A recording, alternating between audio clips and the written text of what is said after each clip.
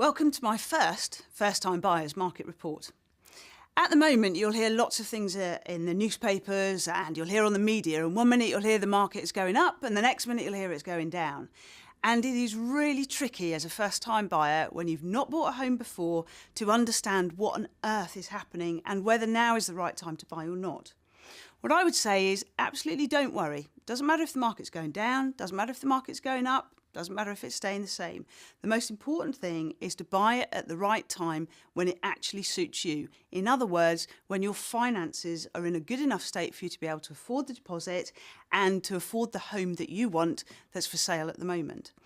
The one thing I would caution though is because in the current market we don't really know whether it's going to go up in the next few years or whether it's going to go down, and we might have a situation where some areas do go up in price and others do go down. The most important thing to protect yourself as a first-time buyer is if you're going to buy a property, you're going to need to hold it for at least 5 years before you actually think about selling it.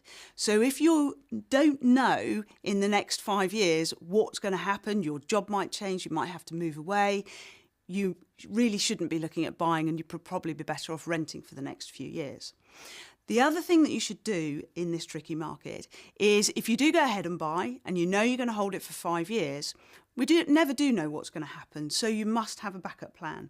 And what I mean by that is if, for example, something horrible happens, you get poorly, you lose your job, for example, you don't have to worry about not paying the mortgage as long as you can rent that property out, hopefully at a bit of profit or at least cover all of your costs.